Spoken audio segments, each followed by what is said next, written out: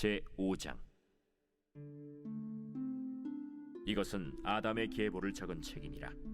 하나님이 사람을 창조하실 때 하나님의 모양대로 지으시되 남자와 여자를 창조하셨고, 그들이 창조되던 날에 하나님이 그들에게 복을 주시고 그들의 이름을 사람이라 일컬으셨더라. 아담은 130세에 자기의 모양 곧 자기의 형상과 같은 아들을 낳아 이름을 셋이라 하였고, 아담은 셋을 낳은 후 800년을 지내며 자녀들을 낳았으며 그는 930세를 살고 죽었더라. 셋은 105세에 에노스를 낳았고, 에노스를 낳은 후 807년을 지내며 자녀들을 낳았으며 그는 912세를 살고 죽었더라. 에노스는 90세에 게난을 낳았고, 게난을 낳은 후 815년을 지내며 자녀들을 낳았으며 그는 905세를 살고 죽었더라. 게난은 70세에 마할랄레를 낳았고, 마할랄레를 낳은 후 840년을 지내며 자녀들을 낳았으며 그는 910세를 살고 죽었더라. 마할랄렐은 65세에 야렛을 낳았고, 야렛을 낳은 후 830년을 지내며 자녀를 낳았으며 그는 895세를 살고 죽었더라. 야렛은 162세에 에녹을 낳았고, 에녹을 낳은 후 800년을 지내며 자녀들을 낳았으며 그는 962세를 살고 죽었더라. 에녹은 65세에 무두셀라를 낳았고, 무두셀라를 낳은 후 300년을 하나님과 동행하며 자녀들을 낳았으며 그는 365세를 살았더라. 에녹이 하나님과 동행하더니 하나님이 그를 데려가심으로 세상에 있지 아니하였더라. 무두셀라는 187세에 라멕을 낳았고, 라멕을 낳은 후 782년을 지내며 자녀를 낳았으며 그는 969세를 살고 죽었더라. 라멕은 182세의 아들을 낳고 이름을 노아라 하여 이르되, 여호와께서 땅을 저주하심으로 수고롭게 일하는 우리를 이 아들이 안위하리라. 라멕은 노아를 낳은 후 595년을 지내며 자녀들을 낳았으며 그는 777세를 살고 죽었더라. 노아는 500세 된 후에 셈과 함과 야벳을 낳았더라.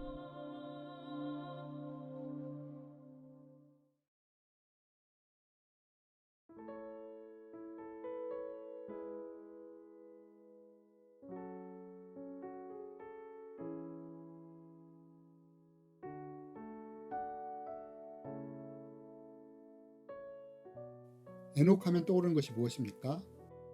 대부분의 그리스도인들은 에녹하면 하나님과 동행하다가 죽지 않고 천국에 간 사람이라고 떠올릴 것입니다. 이에 대해 성경은 이렇게 기록합니다.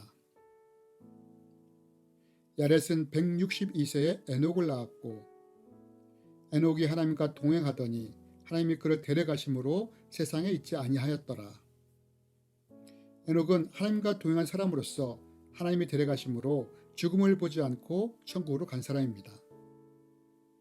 그렇다면 왜 하나님은 에녹을 천국으로 데려가신 걸까요? 창세기 5장 22절에 보면 에녹의 아들이었던 무드셀라도 하나님과 동행하며 살았다고 하는데 왜 하나님은 유독 에녹만 데려가신 걸까요? 우리는 그 이유를 히브리서를 통해 찾아볼 수 있습니다. 하나님은 왜 에녹을 데려가신 걸까요? 믿음으로 에녹은 죽음을 보지 않고 옮겨졌으니 하나님이 그를 옮기심으로 다시 보이지 아니하였느니라. 그는 옮겨지기 전에 하나님을 기쁘시게 하는 자라 하는 증거를 받았느니라. 우리는 이 말씀을 통해 왜 하나님이 에녹을 데려갔는지 알 수 있습니다. 에녹이 하나님을 기쁘시게 하는 삶을 살았기 때문입니다. 이것이 하나님이 에녹을 데려가신 이유입니다. 그런데 말씀을 묵상하다가 문득 이런 생각이 들었습니다. 성경에 이미 하나님을 기쁘시게 하는 분들이 많은데 왜 에녹을 데려가신 것일까?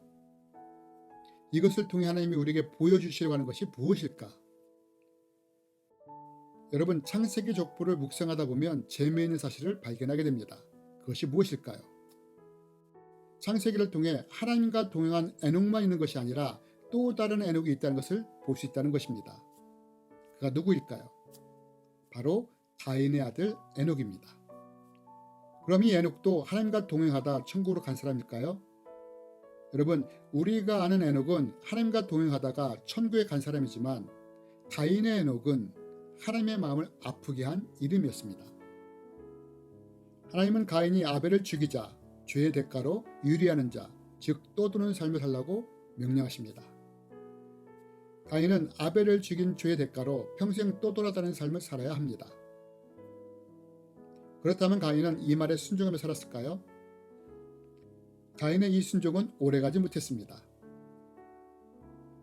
가인은 에덴의 동쪽 놋 땅에 살게 되는데 그 땅에서 무엇을 했다고 합니까? 성을 지었다고 합니다. 여러분, 떠돌이 삶을 살아가야 하는 가인에게 이 성이 필요했을까요? 사실 필요가 없었습니다. 그런데도 가인은 성을 짓습니다. 왜 그랬을까요? 머물기 위해서입니다. 떠도는 삶을 살려고 했는데 성에 정착해버린 것입니다. 그리고 그 성의 이름을 무엇으로 지었느냐? 바로 자기 아들의 이름을 따서 에녹성이라고 지은 것입니다. 하나님과 동행한 셋의 후손인 에녹은 어떤 사람이었습니까? 하나님을 기쁘시게 한 사람이었습니다. 반면 가인의 에녹은 어떻습니까? 하나님의 명령을 대적하고 거부하는 이름으로 쓰여졌습니다. 떠도는 삶이 아니라 정착하고 머무는 에녹성이 된 것입니다. 하나님의 마음을 아프게 하는 이름이 된 것입니다. 뿐만 아니라 또 재미있는 것은 믿음의 사람 셋의 후손에 라멕이 있는데 가인의 후손에도 똑같은 이름의 라멕이 있다는 것입니다. 하나님은 셋의 후손 라멕을 통해 노아를 낳게 하십니다. 이 노아를 통해 인류를 구원할 방주를 만들게 하십니다. 반면 가인의 후손 라멕은 어떤 사람입니까? 누가 자기에게 상처를 입히자 이 라멕은 사람을 죽여버립니다.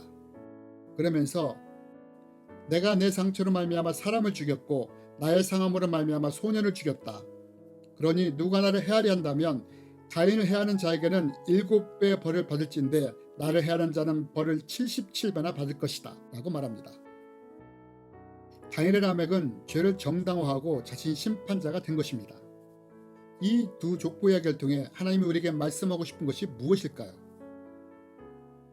하나님은 에녹을 통해 하나님을 믿고 의지하는 자는 천국까지 책임을 지다는 것을 보여주십니다. 또 라멕이 낳은 노아를 통해서는 하나님을 믿고 의지하는 사람은 세상이 어떤 상황이 될지라도 도와주시고 구원해 주신다는 것을 보여주십니다. 반면 하나님의 이름을 대적하는 이름으로 쓰인 에녹, 자신이 심판자가 되는 라멕은 하나님이 홍수를 심판하실 때 이 세상에서 사라져버립니다. 우리는 지금 에녹성과 같은 세상에서 살아갑니다. 에녹성이 어떤 성입니까? 문명과 문화, 기술이 발달한 곳이었습니다. 우리가 사는 세상이 그렇지 않습니까? 당시 에녹성은 하나님을 대적하는 성이었습니다. 그런데 지금 이 세상 도시들도 이렇게 변해가고 있습니다. 하나님은 이 세상을 살아가는 우리에게 오늘 말씀을 통해 교훈을 주십니다. 가인의 에녹성에 사는 사람들처럼 되지 말고 에녹처럼 하나님과 동행하는 삶을 살기를 원하십니다. 우리의 인생은 그리 길지 않습니다. 저는 살아갈 날보다 살아온 날이 더 많습니다. 그래서 기쁩니다. 왜냐하면 하나님께 갈 시간이 더 가까워졌기 때문입니다. 우리 모두에게 언젠가는 이 날이 올 것입니다. 이 날을 기억하며 에녹처럼 하나님과 동행하며 하루하루 하나님을 기쁘시게 하는 삶을 살았으면 좋겠습니다.